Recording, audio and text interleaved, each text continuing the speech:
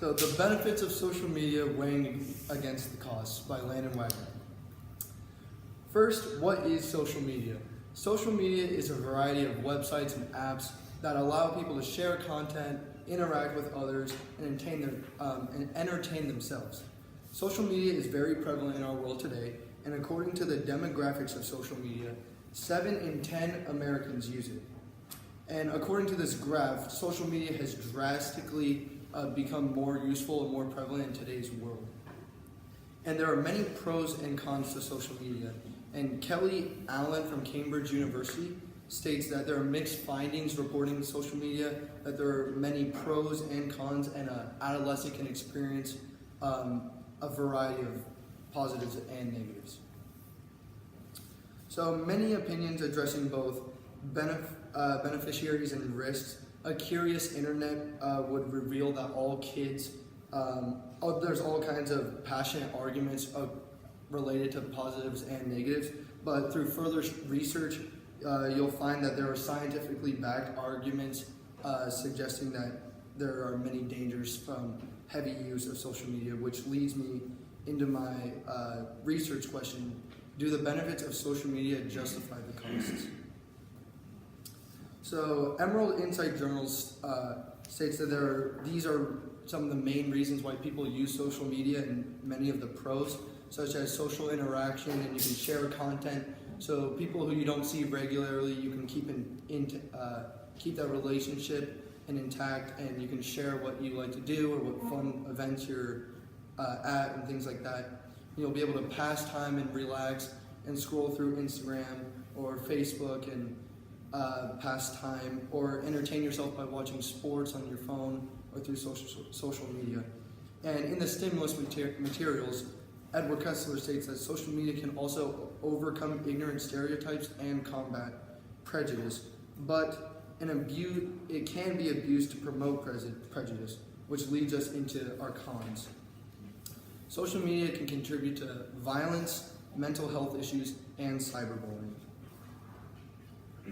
According to Time.com, London authorities believe handheld technologies may have helped those trying to instigate violence to spread their message. So people no longer have to go out on the streets holding signs, rioting, trying to get people to join their side and promote violence. Instead, they have that at their fingertips through social media to get people riled up and join their side and voice their opinion, which makes everyone a critic. So now people can post hate messages, and there's nothing that people are doing about that.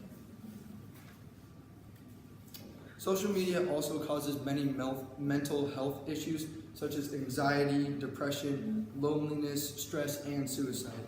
And according to Leonardo Benetti, who has a PhD and graduated from Aarhus University in Denmark, states that children and adolescents who self-report being lonely actually use social media more frequently, and that's what made them cause their depression and loneliness. And on top of all that, social media causes cyberbullying, which is one of the worst things in our society. Cyberbullying is bullying someone through social media and through electronic communication. Cyberbullying can lead to many mental health issues, which ties back into the loneliness and depression. And the Center of Disease Control estimates that 15.5% of high schoolers have been cyberbullied and have seen that and experienced it.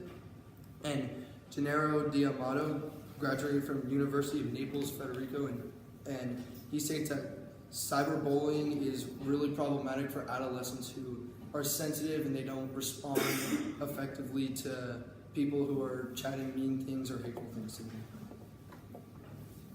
So many sites would agree that the cons are more important than the benefits, and the Roots of Action says that the disadvantages of social media networking has doomed children today, stating that the cons are so more important and more influential that we shouldn't even argue that the beneficiaries are good enough to implement it in our world.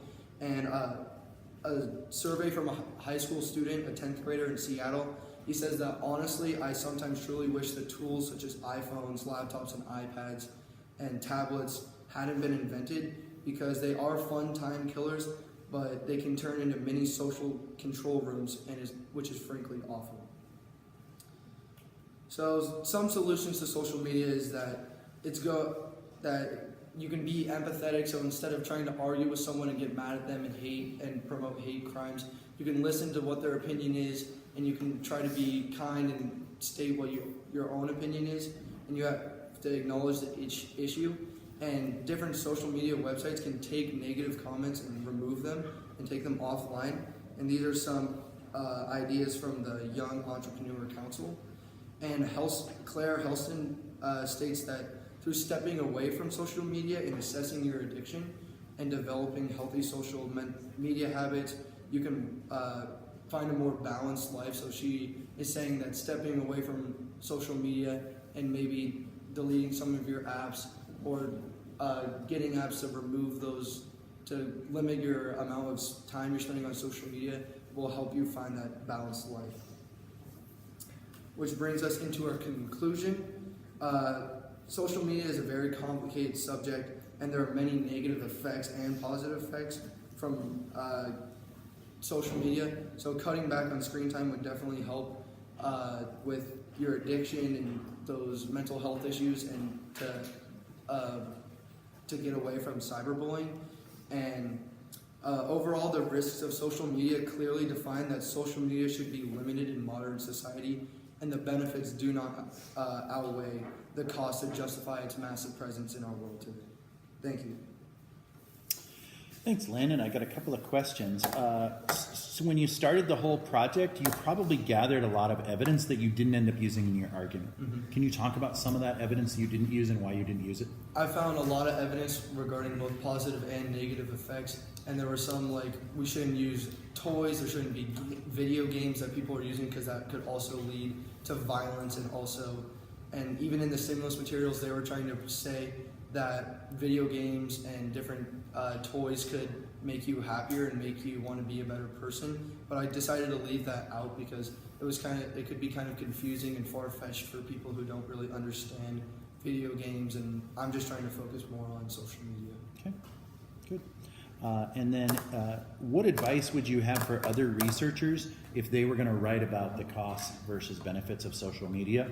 What advice would you give to somebody just starting the process? If you were just starting the process, I would say it's pretty challenging because there's a wide variety of social media and a lot of information you're going to gather. So if you wanted to weigh the costs and benefits, you might just want to weigh just a few and not try to take in all the benefits and all the costs, because it's challenging to weigh that many and make an informative decision to see which ones are better. So maybe just focus on a few of like the major topics of social media that they argue about. Okay. Thank you. Terrific. Thank you.